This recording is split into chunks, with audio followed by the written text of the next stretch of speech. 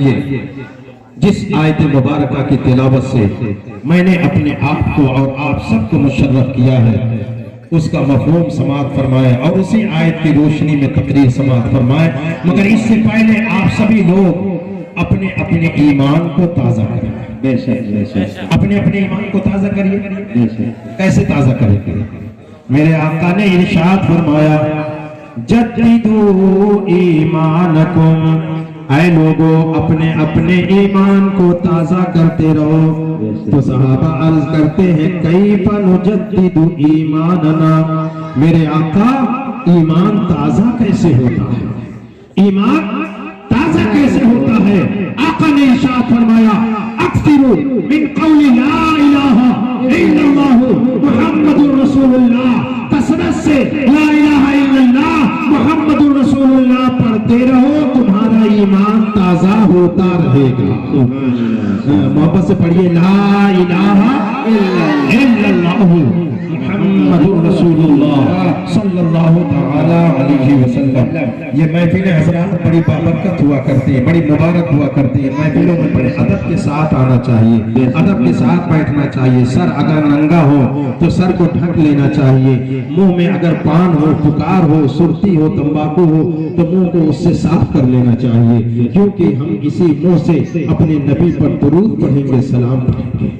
ایک شاعر صاحب کہہ رہے تھے، نعت پڑھ رہے تھے تو کہہ رہے تھے کہو سبحان اللہ، لوگوں سے کہہ رہے تھے کہو سبحان اللہ، ایک ملا ہوں بیٹھا رکھا ہے ایسا، اب منہ میں پکار بھرا تھا، منہ میں گٹکا بھرا تھا، تو کیسے سبحان اللہ کہے تو منہ میں سے نکل جائے؟ تو ہمارا منہ صاف ستھرا ہو جب اس محفل میں آئے۔ کسی عاشق نے کہا تھا ہزار بار بسویم دہن ز مشک و گلاب، ہزار بار بسویم دہن ز مشک و گلاب، ہنوز نام تو گفتن کمال بے عقلی۔ کہتے ہم 1000 مرتبہ اپنے منہ کو مشک اور گلاب سے دھل لیں اور پھر نبی کا نام لیں تب بھی بے ادبی ہے، اپنے محبوب کا نام لیں تب بھی بے ادبی۔ آپ بتائیے 1000 مرتبہ کہتے ہیں مشک اور گلاب سے، اگر ہم اپنے منہ کو دھل لیں اور نبی کا نام لیں تب بھی بے ادبی ہے، اور منہ میں تمباکو ہو، پکار ہو، پان ہو، پھر نبی کا نام لیں تو بے ادبی نہیں ہوگی؟ ان محفلوں میں آ کر کے نہیں پڑھیں گے درود، نہیں پڑھیں گے سلام، تو کہاں پڑھیں گے؟ عزیزو آئیے، اللہ رب العزت ارشاد فرماتا ہے وَأَمَّا مَا يَنْفَعُ النَّاسِ، اگر مجھے معلوم ہوتا کہ اس موقع کی محفل ہے تو میں اسی عنوان سے تقریر کرتا، وہ ہماری مرضی ہے، ہاں ہم جس عنوان پر بھی گفتگو کریں، اور انشاءاللہ میں آپ کو کچھ دے کر کے جاؤں گا۔ پہلی بات تو آپ نے یہ سن لیا کہ ایمان تازہ کیسے ہوتا ہے۔ آپ بتائیے ایمان تازہ کیسے ہوتا ہے؟ کلمہ پڑھنے سے، زیادہ سے زیادہ کلمہ پڑھیں، ایمان تازہ ہوتا رہے گا۔ اللہ فرماتا ہے وَأَمَّا مَا يَنْفَعُ النَّاسِ فَيَمْكُثُ فِي الْأَرْضِ، اور جو دوسروں کو فائدہ پہنچائے، فائدہ نفع پہنچائے، جو دوسروں کو فائدہ پہنچائے، وَأَمَّا مَا يَنْفَعُ النَّاسِ، وہ فائدہ پہنچانے والی چیز کوئی بھی ہو، چاہے آپ فائدہ پہنچائے یا کوئی اور دوسری شے ہو، کسی کو فائدہ پہنچائے، اللہ فرماتا فَيَمْكُثُ فِي الْأَرْضِ، اس کو ہم زمین میں ہمیشہ باقی رکھیں گے۔ کیا فرمائے؟ اس کو ہم زمین میں ہمیشہ باقی رکھیں گے۔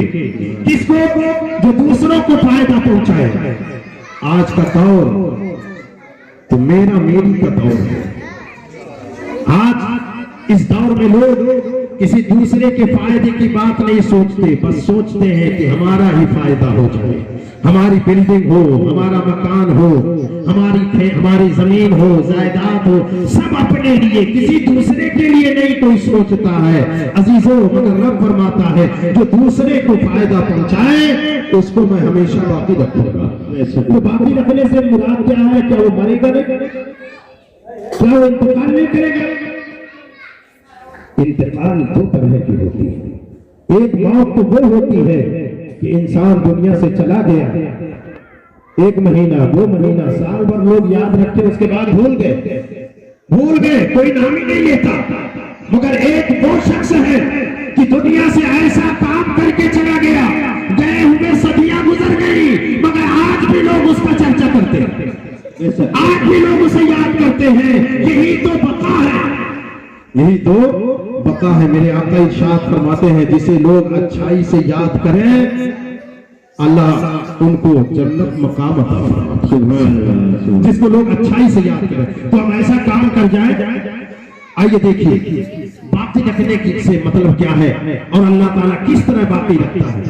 آپ نے چیونٹی دیکھا؟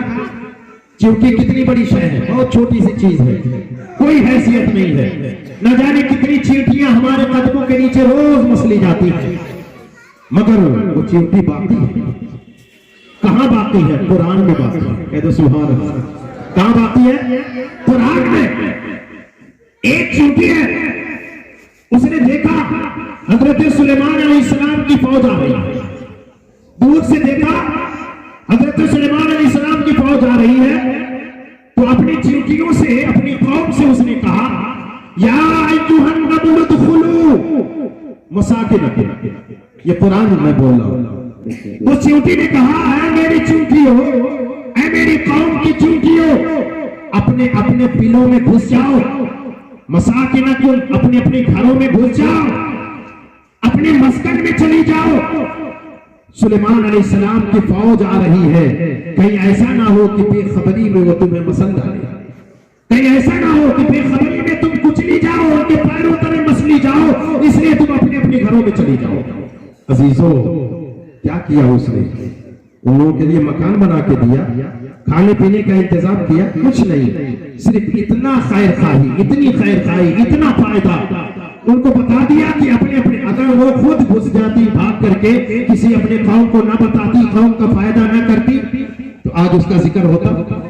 اس کی یہ ادا اللہ کو اتنی پسند آئی, اتنی پسند آئی کہ اللہ نے قرآن میں اس کے نام سے ایک سورہ نازل فرما دی. پوری ایک سورہ, سورۃ النمل. نمل عربی میں کہتے ہیں چیونٹی کو. اللہ نے اس چیونٹی کو اس طرح سے باقی رکھا کہ قیامت تک لوگ قرآن میں اس چیونٹی کا نام لیتے رہیں گے. بولو میرے بھائی, لیں گے کہ نہیں لیں گے؟ اور سنو, اتنا ہی نہیں, اگر کوئی اس نمل کا نام لے گا تو اس کو 30 نیکیاں ملیں گی.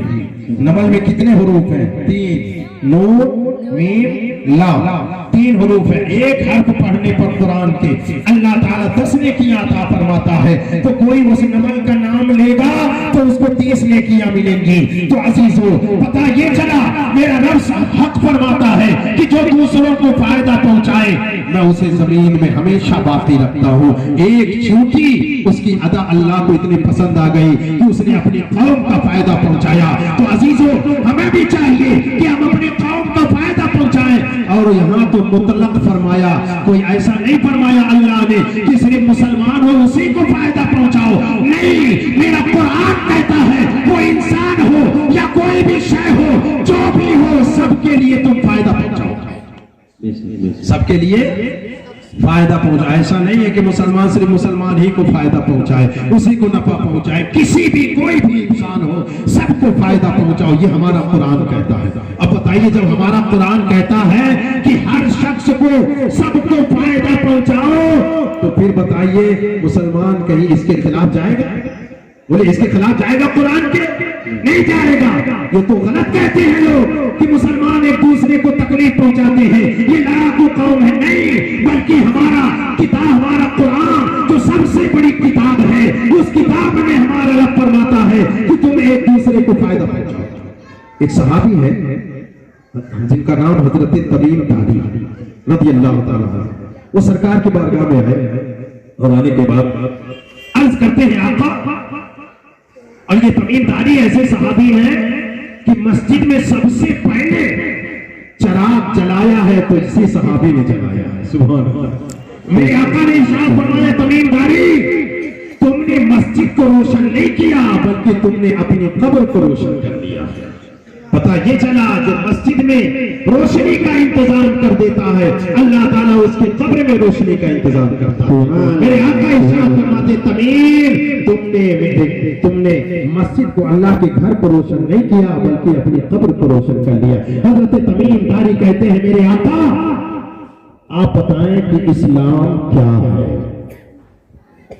کیا کہا؟ اسلام کیا ہے؟ ہم آپ سے پوچھیں کہ اسلام کیا ہے تو جواب دیں گے؟ بتائیں گے اسلام کیا ہے؟ میرے آقا صلی اللہ تعالیٰ علیہ وسلم ارشاد فرماتے ہیں، انہوں نے کہا دین کیا ہے؟ تو سرکار نے ارشاد فرمایا الدین النصیحہ، میرا سارا دین خیر خواہی ہے، میرا سارا دین خیر خواہی ہے۔ ہم خیر خواہی کو کیا سمجھتے ہیں؟ کہتے ہیں فلانا بڑا خیر خواہ ہے، نہیں کہتے۔ خیر خواہ مطلب کچھ لوگ ایسے ہوتے ہیں کہ ان کی بات لگ جا کر کے پردھان جی کو لگاتے ہیں، ان کو لگاتے ہیں، یہ ایسی کرتے ہیں، کہتے ہیں یہ بڑا خیر خواہی کر رہا، حالانکہ وہ خیر خواہی نہیں ہے۔ خیر کا معنی بھلائی ہے، خیر کا معنی بھلائی ہے۔ میرے آقا ارشاد فرماتے ہیں الدین النصیحہ، میرا سارا دین خیر خواہی ہے، یعنی ایک دوسرے کو بھلائی پہنچانا، یہی ہمارا دین ہے۔ سبحان اللہ، بھلائی کرنا، ایک دوسرے کے ساتھ ایک دوسرے کو نفع پہنچانا، یہی خیر خواہی ہے۔